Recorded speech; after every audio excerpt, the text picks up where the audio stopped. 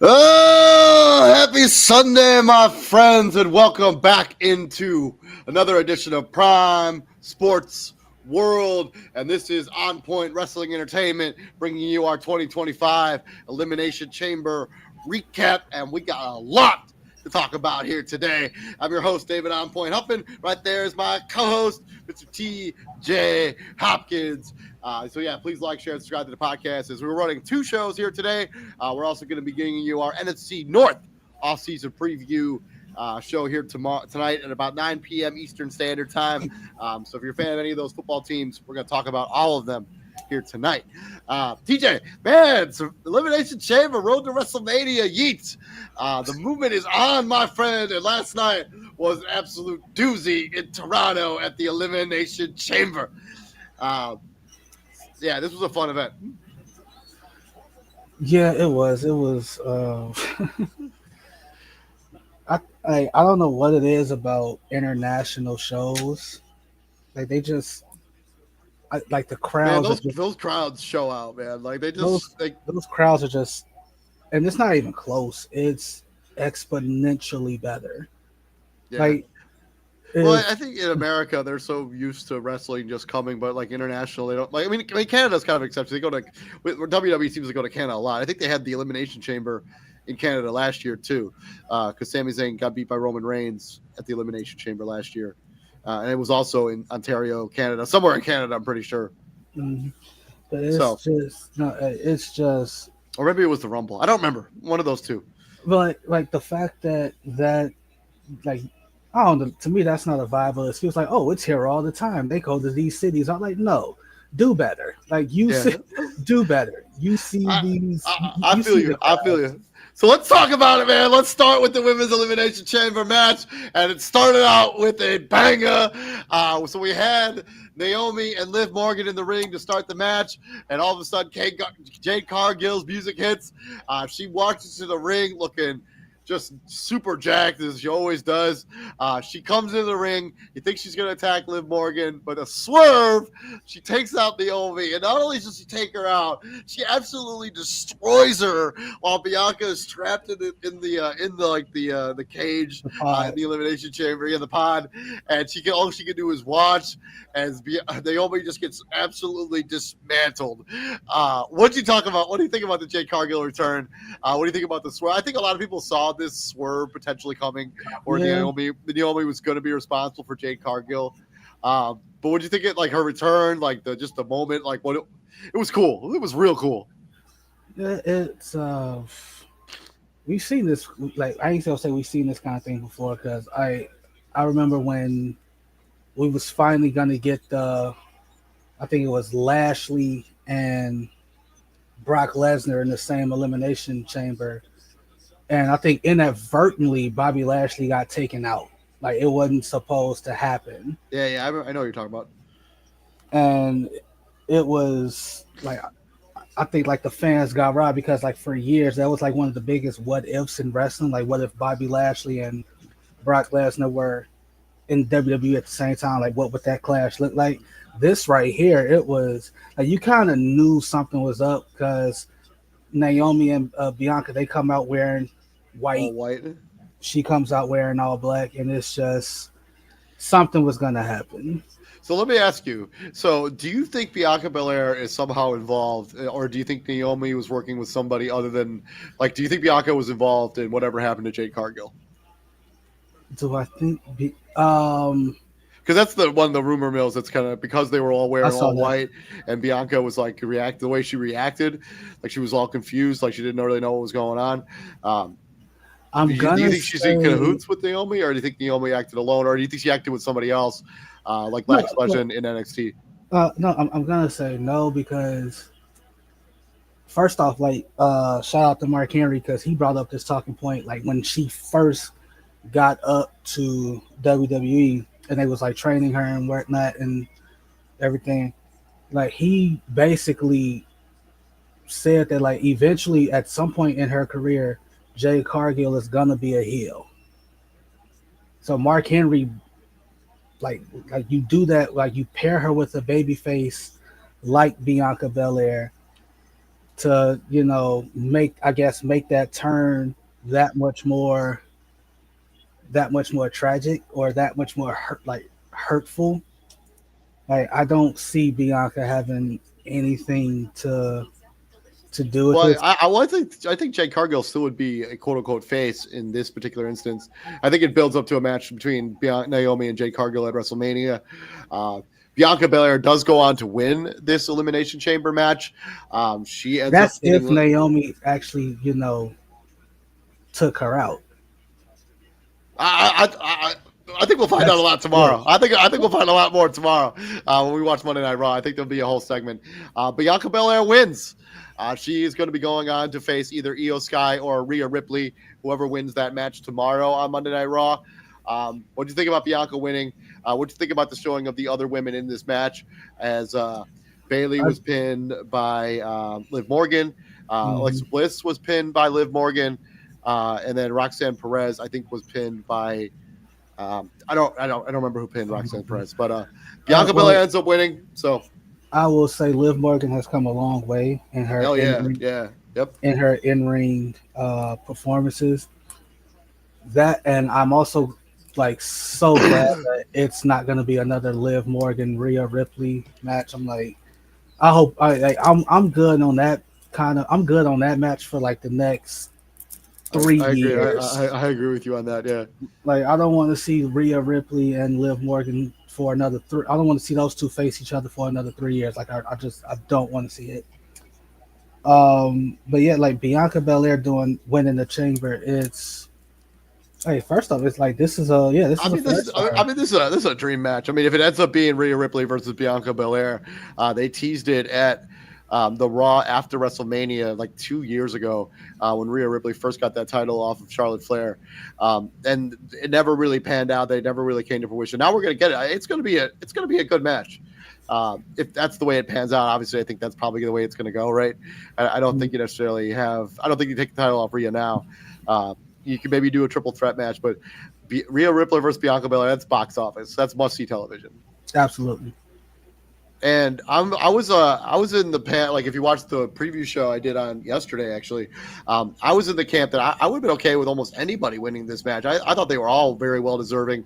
They put some really like I some would box have office been names. okay with anyone but Liv Morgan, and it's nothing against her. I just don't want to see Liv Morgan and Rhea Ripley again.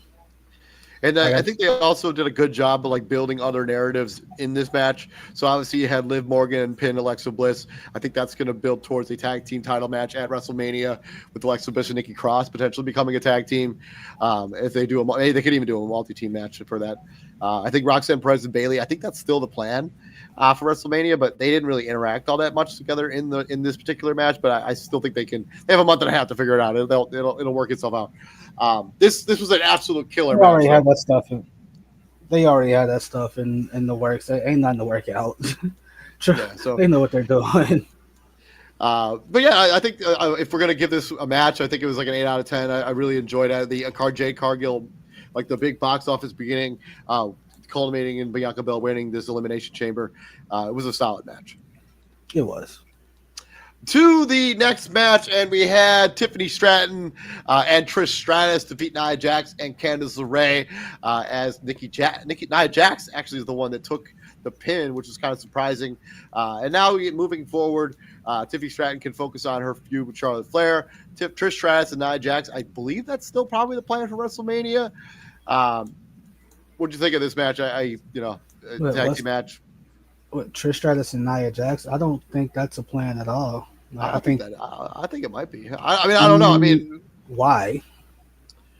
because they teased it at the Royal Rumble, and like they've Yeah, had. and we got it at the Elimination Chamber. Why do we need to see it again?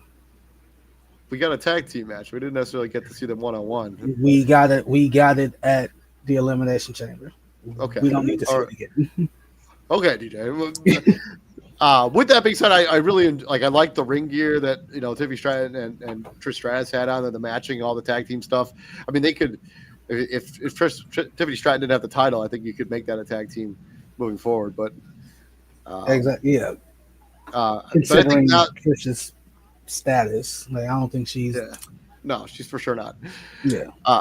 And I think this is you get to move on from this for Tiffany Stratton. Like she needs to focus on the Charlotte Flair feud, which has just been kind of meh ever since Charlotte won the Rumble. So I think focusing on that will do a lot of good for that feud.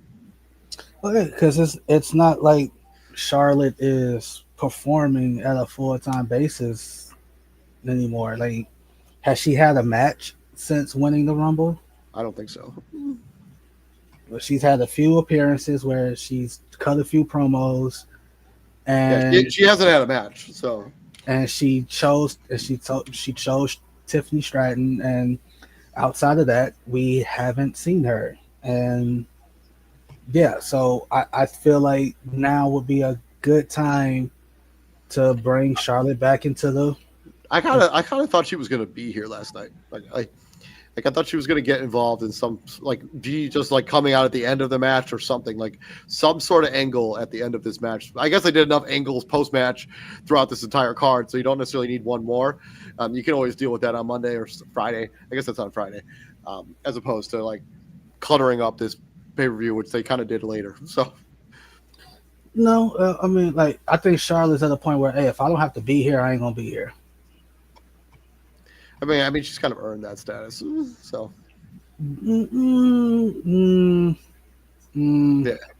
yeah, she has. Let's just move on. Kevin Owens defeats Sami Zayn in the unsanctioned match. This match was an absolute banger. Was really entertaining from start to finish.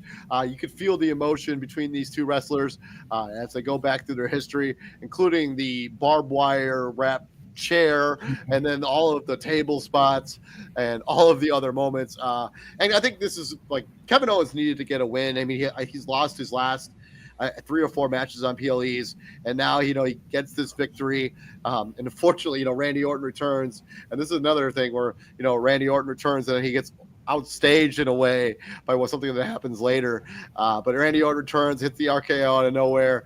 He's about to punt kick Kevin Owens, but luckily security comes out and breaks it up. Probably doing that match in either those two guys one-on-one or maybe a triple threat between these 3 guys at WrestleMania. What do you think of this match? And what do you think of the crowd behind these 2 guys? Is there hockey sticks in the match? It's basically just a free-for-all. Me personally, I would have anticipated like way more blood, way more way more viciousness, I guess. Like for it to be quote unquote unsanctioned, they made a big deal. Oh, look at the referee. He's not wearing his traditional referee shirt. He's wearing just a black t-shirt and black gloves, and that's it. Like nobody busted open. Well, I mean, WWE doesn't really do tons of blood as it is.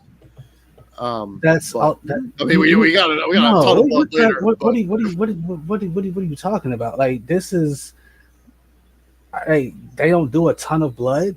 No, they haven't done a ton of blood lately. That's the problem. You're clearly not in the PG era anymore. Yes, they are for some of it. No, you're not. Fuck them kids. Even though they had Cody Rhodes dropping F-bombs at the end of the show last night later. No. You haven't been like you are officially not in the PG era anymore. Why? Because the kids the kids you catered to, they're adults now. So you don't need fuck them kids. Dead ass. So spoken like a true man with no kids. Fucking kid.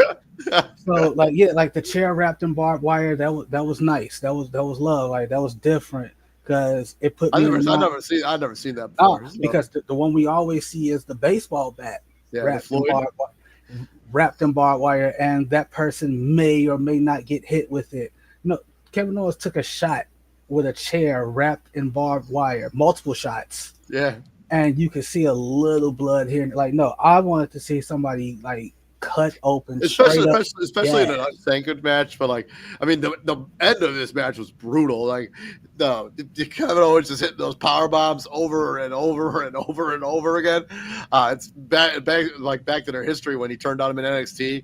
Like like had the same feeling like that back then. And then he's about to hit the package pile driver on the Explorer's floor when Randy Orton returns, man, and Randy Orton hits the RKO, and he's like, "Yeah, I'm back." And Randy Orton looking all jacked and like looking fantastic as he always seems to do. He's one of the biggest stars WWE has right now. His return was awesome. I'm like, yeah, and again, I've been asking for the punt for I don't know how long. I'm like, y'all should have never got rid of that.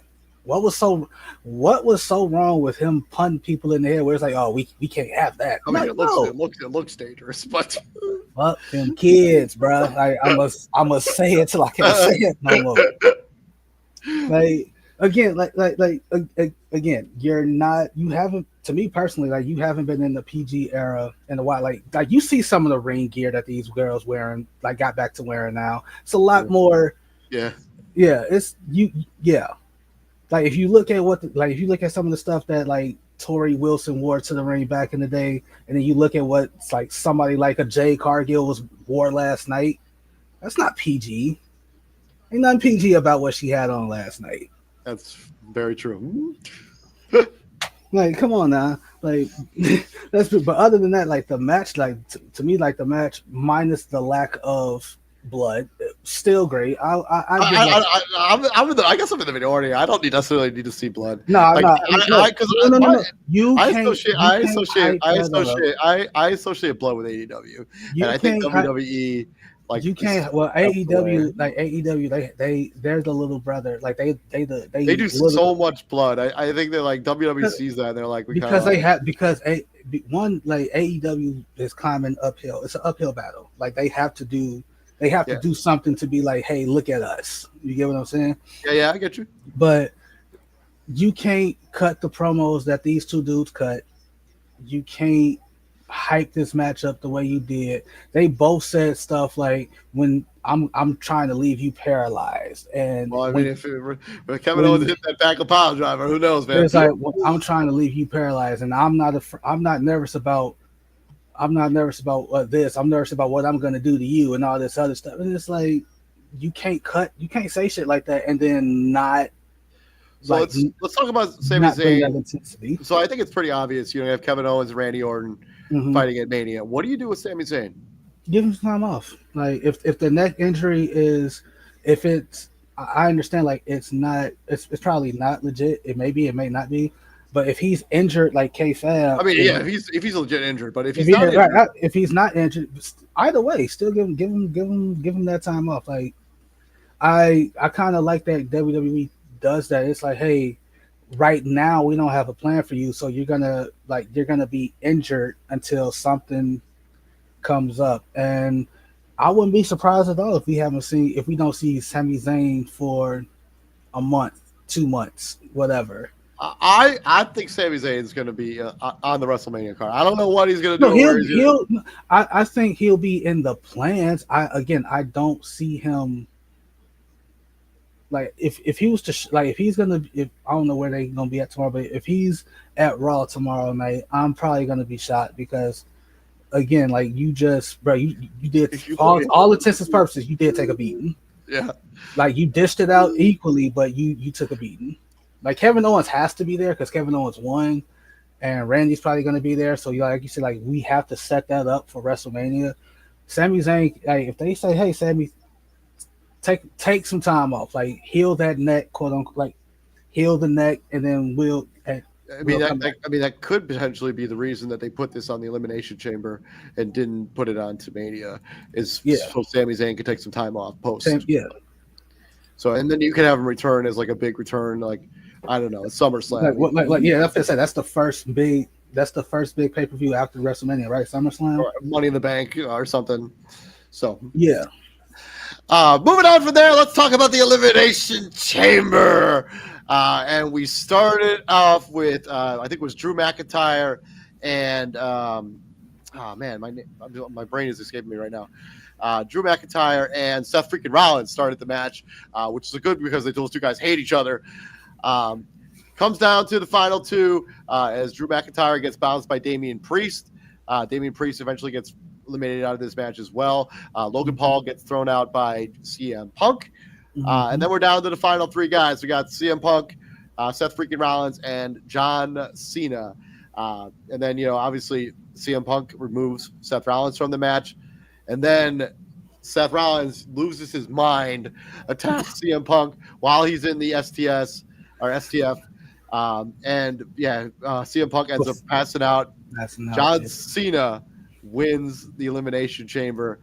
He's one of the only three guys to ever win four. I think he's the first person ever to win 4 Elimination Chambers. No, he's tied with Triple H. Triple H. Yeah, Triple H has 4. Because I think Triple H won the very first one. That would be my guess as well. Yeah. Yeah, John Cena broke the internet, really. Literally. We'll talk about what he does later, but let's just talk about him getting the victory here at the Elimination Chamber. Yeah, no problem with it. And he was doing a lot of really babyface stuff during this match. He was shaking people's hands and doing super John Cena stuff, right? And then telling CM Punk I missed you and all this stuff. And it was almost like he was overplaying being extra nice because of what was going to happen later. And I think this match also did a good job. I don't know what Logan Paul does in post WrestleMania, probably AJ Styles maybe. But what they did on Monday Night Raw kind of makes me think that maybe that won't be the case. But Drew McIntyre, Damian Priest, I think that's for sure happening. Seth Rollins, CM Punk, Roman Reigns potentially is a triple threat in night 1 as the main event. I think is interesting. I'm so glad you said that because I completely forgot that they do 2 nights now. Yeah. I thought that was also CM Punk also has that favor that Paul Heyman owes him for Survivor Series.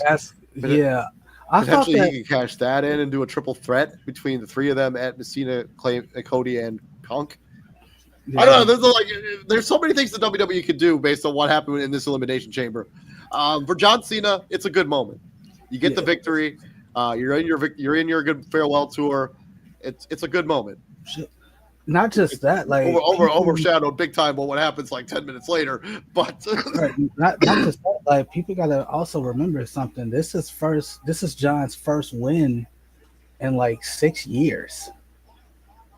Yeah. This is his first, so he wins his first match in 6 years, and all this other and all that other good stuff. Not only does he win his first match in 6 years, it's a pay-per-view match, it's a main event match, and it's for a spot in the biggest pay-per-view, right? It's for the showcase of the Immortals, and exactly. And I have no problem with Cena winning this because I know you don't really listen to a lot of podcasts, especially the way I do, because John Cena was on Club Shay Shay. For those that don't know, Club Shay Shay is Shannon Sharp's personal podcast, and John Cena's on there, and that's the first time that was the first time he was hinting at retirement, because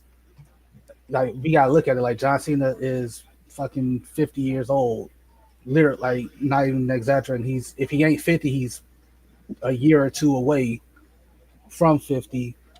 And John Cena is 47 years old. He turns 48 in April. So happy early birthday, John Cena. So he's on the podcast, and he's talking about all he's done in WWE and how much more he has left, and that's the sign when a person talks about how much more they got. That's the first sign of he ain't gonna.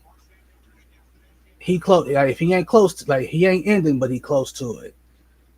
And that number came up. That's 17th. that number came up in a conversation, and John said, I don't want a pity championship match, and they just slapped the belt on me because let's be honest, the crowd, the fan base would hate that.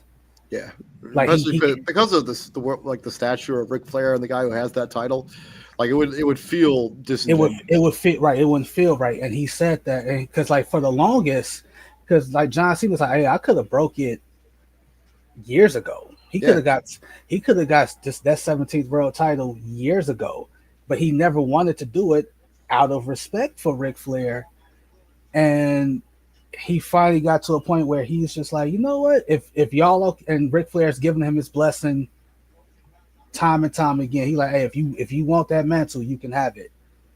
And John just finally said, fuck it, let's do it. And he's like, I want to earn that 17th title. I don't, because like he was like if I get that pity championship and they just slap it on me and then I retire, like I vacated the next night, people are gonna hate that. Yep. 100%. And he's like, and I would hate that. The underlying stories in here, me personally, I felt like Logan Paul's spot was a waste. He was not. This is the first time I'm saying this about somebody. Logan Paul was absolutely not needed in that match. Yeah, I agree with you. Like it's the first time that like Logan Paul was in a match where you didn't really notice him. Like usually when Logan Paul is in a match, like he's he's like Logan Paul the human being, not a great human being. Not a great human being. Logan Paul the wrestler, the performer, is like stupid good. Like he's stupid good. Like he's so good in the ring. Like it's like you can't like some of the people ignore all of his other stuff. Like it's hard to do, but like his wrestling stuff is amazing. He's so talented, but he was underutilized in this match entirely. And they could have had anybody in that spot. I would have rather they had put AJ Styles in that spot because like the interwebbings in that match, like with the AJ Styles is like phenomenal. Or you put an up and comer like Brian Breaker in this match, like a Brian Breaker, Carmelo Hayes, like that kind of. Well, I prefer Brian Breaker because he has a belt, and it allows Brian Breaker to say, I'm not coming, but I ain't here yet. It bothers me. Like it would have bothered me if he still had Intercontinental title and yet he was in this match. It would have bothered me. I talked about this a little bit in the preview episode. It bothers me that like the women's United States title wasn't on this card. The women's Intercontinental title match wasn't on this card. None of the tag team titles were on this card. And I know Triple H likes to keep the cards kind of short, like 4 or 5 matches, but like those 2 women's titles, since they've been won, haven't been featured on either pay-per-view event, and you just debuted them. Why wouldn't you showcase them on TV a little bit more? It's stupid. Congratulations, John Cena. I think that's a real, like, not to cut you off, I think that's really a like pick your spot kind of thing, because if you put that on the card, something has to come off. They're on Peacock. There's no time restraint. They could just have another match on the card. It doesn't matter. You're not listening, because like you literally, so like that talking point, what you just said, literally just goes against what you said Triple H likes to do. If he likes to keep a short card, if keeping that in mind, if I showcase these belts, if I have a championship match for these, something has to come off. And obviously, that tag team match, the Tiffany Stratton Trish Stratus match, could have come off this card. Let's be real. Okay, then. So that something has. So yeah, something. I mean, you could have done that match, the Trish Stratus Tiffany Stratton match. You could have done that on SmackDown. It was really like, kudos to the women involved, but it was a nothing match. Something has to come off. You can make the argument that the Sami Zayn's and Kevin Owens fight could have been on a Monday Night Raw or something like that. Okay. If you want, like, if it's about showcasing the belts and showcasing who has these belts and showcasing who's coming after these belts, yeah, you're gonna have to make some fucking tough decisions. How many times? But real quick, how many times have we seen a WrestleMania where something was scheduled, but another match took too long and they had to scrap it? Happens all the time. Moving on from there, the final segment of the night. And by the way, I wasn't sure if this was going to be the main event. I just kind of Mhm. predicted that it'd be the main event, and I got it right. So good for me. Cody Rhodes, Rock segment, the final boss. Cody rejects the final boss, and then John Cena. Finally, after about 25 years of people begging him to go heel, he goes heel by dismantling Cody Rhodes, along with the help from Travis Scott and The Rock, as they just destroyed Cody Rhodes in the middle of the ring. And shockingly, nobody came out to help him. Cody Rhodes was just left there in a pile. And if you've seen the like after WrestleMania stuff or the after the bell stuff, like they put it on the YouTube, Yeah. they had to kind of like escort Cody Rhodes out of the match, out of the ring. He looked in bad shape, blood everywhere. What do we think of this segment, man? And like, what happens now? What you mean? What happens now? Hey, this is I said it. I did it for The Rock. It's like Rikishi all over again. I said it on Facebook. I said it on Facebook. Like, this is gonna be like the most anticipated Monday Night Raw ever. Yeah. So like again, I'm like I said earlier, John Cena broke the internet. Like, he broke the internet so bad that WWE had its first uncensored F-bomb. Yeah. And I don't know how long, and no one's talking about it. Like, yeah, Cody Rhodes just like dropped an F-bomb in like nobody's talking like crazy. Like John Cena turning heel. John Cena turning heel is bigger than Cody Rhodes, like WWE breaking FCC. Well, I think they may have been under safe harbor at that point, but not the point. Like, okay. Like, not the point. Like, you're breaking FCC airways and all that other stuff, and yeah, like that's how big of a moment that was. I kind of figured it was like when the way they positioned it. Like, I was like, I work with this guy named Dustin. He's a big wrestling fan, and like 5 minutes before it happened, he's like, "Yeah, Cena's going heel." I'm like, "All right, Nostradamus." And then lo and behold, man, and when you saw Cena's face, like when he was giving him that hug, and then The Rock does the Undertaker choke, and then it was perfect. Like, it was literally like, and I'm not sure what happened. Like, what do you do? Like, I'm sure, like what does The Rock do at WrestleMania? Even because it's when that moment happened. With The Rock and Cody talking about some "I want your soul," I'm like, I was very confused. I'm like, where are you going with this? Because none of that shit sounds right. Like, grown man tell another grown man, "Hey, bro, I want your soul." Like, what does that mean? Yeah, like, right. You could have phrased that a lot better or differently or whatever. And other than "I want your soul," and then you come out, then you say it again, and I'm just like, where are you going with this angle? Like, what is like? And then the Rock promos, like the one on SmackDown, the one he cut on that plane, was like so unhinged. Like, he just got this weight belt with like Cody's soul on it. Like, it was like everything The Rock does is just so unhinged and unbelievable.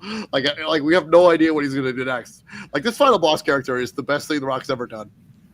It's back to Hollywood Rock.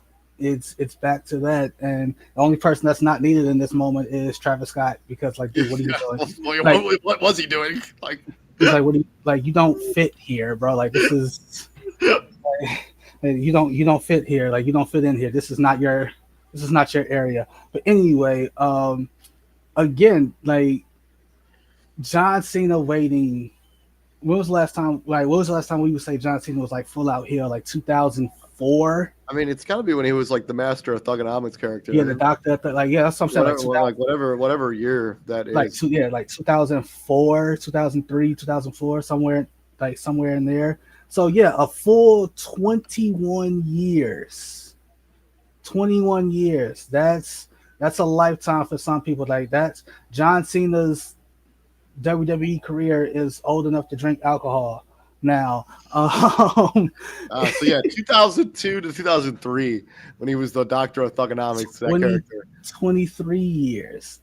Yeah, so That's his John Cena's career is almost old enough to rent cars in the United old enough States. to right. It's old Yeah, enough to rent cars in the United States now. yeah. So So and what a perfect way to end it. Basically, hey, I'm going out how I started. Like people yeah, forget, like John Cena started as a heel. people hated John Cena when he People first started. hated John Cena. Yeah, like Like, and John Cena basically had to like the Doctor of Thugonomics all saved his. He talks about it all the time. The Doctor of Thugonomics saved his career because they're on their way to a show, and he's just freestyling on the bus on the way to a show. And who hears him freestyling? Stephanie McMahon's in the front of the bus, and she hears him freestyling, and she goes, "Was that you?" And he was like, "Yeah." She's like, "How do you do that?" It's I don't I just do it. Like it's not something like he's like I just do it. And she's like, "Can you rap about anything?" And he was like, "Yeah, just about if." And he just started rapping about some random shit, and she liked it. And they rewrote his persona into the Doctor of Thugonomics, and that's the rest is, as they say, history. And then when they flipped to the PG era, that's when we got Super Cena, right? I love Super Cena.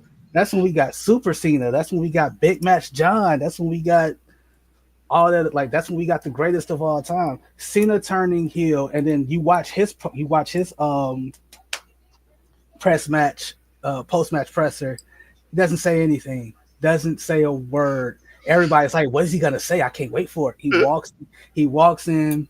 He looks at the mic, picks it up, drops it, and then just walks out. Fucking beautiful. Yeah, I cannot wait for Monday Night Raw tomorrow. Like, I cannot wait to see what happens. And I have no idea what The Rock is going to be doing at WrestleMania. Like, what it means to sell your soul to The Rock. Like, what does that mean exactly? Well, picture this. Like, remember when? Obviously, everybody remembers when Seth turned on the Shield. Yeah. Right. What was the phrase that Triple H said? The authority always has a plan B. Right. That like Cody, sell me your soul is just another plan. Like we have a plan B, and the plan B is with Seth Rollins taking the chair to Roman Reigns' back and leaving the Shield. The plan B was no, because think about it. Who in their right minds would have thought that John Cena at this stage would not be would be a heel? No one. Nobody. No one. So like how they showed the crowd, they showed the attendance, like I think it was like 40-some thousand people, maybe just under 40,000 people in that arena in Toronto. 38,000 people. 38,000 and some change. Literally 38,000 people were left that arena completely shocked, completely mind blown. No one saw that coming. And I mean that's the swerve stuff that WWE is just so good at, like leaving. That's people the swerve stuff that WWE. I'm glad it's back. Yeah. Because like for the longest, it's been chalk. Like remember how they used to just flip Big Show and Mark Henry every few years. It's just Big Show's heel again. Oh, Big Show's face again. Like this is unexpected. Like I think WWE's back. And thank God Triple H is in charge of the creative, because like you could tell, you could tell like how different shit is now versus like when Triple H is running shit versus when Vince was running shit. Like Triple H literally has it expect. I mean, he's running it a lot like how old NXT used to be run. Like old NXT used to have stuff like this. Like it was great. Which was great because like remember when Ciampa turned on Johnny Gargano? Who saw that coming? No one. No one saw that coming. It's fucking great. Keep cooking, Triple H. Yeah, keep cooking, Triple H. So we very much enjoyed the Elimination Chamber. This has been our 2025 Elimination Chamber recap. This has been presented by Prime Sports World. You are watching On Point Wrestling Entertainment. Please like, share, and subscribe to the podcast. I'm David On Point. Hopping right there is my co-host, Mr. T.J. Hopkins. And T.J., the serpentine belt on my car is gone. That sounds depressing. Yeah, so I'm going to have to probably shell out a bunch of money to get that shit fixed tomorrow. So, yay! Can't wait, brother. Can't wait. That sounds depressing. Like I popped the hood of my car, so like the little red battery light came out of my car last night when I was driving home from hosting karaoke, and I'm like, what the fuck is that? And then I popped the hood when I first woke up this morning, and the belt that like go on your alternator that runs all those belts down there, all those wheels, the pulleys and stuff, the belt was just gone. Oh Like, God. I'm like, what the hell? And that like runs your alternator, which charges your battery, which locks your water pump, which controls your power steering. Literally all the major functions on your car. Yeah, So, yeah. that's unfortunate. Yeah, so I figured I get out of that funk by just talking about some wrestling. So thank you for joining me here on the show, man. We'll be back here later tonight talking about the NFC North. TJ, what do we do here at the Prime, my friend? We bring the heat. Yes, sir. We'll be back here tonight breaking down the NFC North. Here's a quick message from our sponsor, Huddle Sports Network. You can find that on all your Roku-enabled devices. See you in a couple hours, TJ. See you. Welcome to the Huddle Sports Network, where we're breaking boundaries and redefining podcasting. Broadcasting live on 6 different platforms, we're bringing you the latest in sports like never before. Imagine tuning into real-time discussions, expert analyses, and fan interactions all at your fingertips. Each platform offers a unique experience, whether you're on YouTube, Facebook, or Twitch. We're not just sharing stories, we're creating a community of passionate sports enthusiasts. Join us as we dive deep into the evolution of podcasting, where every episode is a chance to engage, debate, and celebrate the world of sports. This is where your voice matters and the game never stops. Welcome to the Huddle Sports Network, where we're breaking boundaries and redefining podcasting. Broadcasting live on 6 different platforms, we're bringing you the latest in sports like never before, where sports passion meets podcasting brilliance. I'm Mike, the Bear fan, and alongside Bill, the Packer fan, and our buddy Ken Catalone, we're bringing you an incredible lineup of 38 diverse podcasters. Each one brings their unique flavor to the table, covering everything from game analysis to behind-the-scenes stories. Imagine diving deep into the minds of experts who live and breathe football, sharing insights that you won't find anywhere else.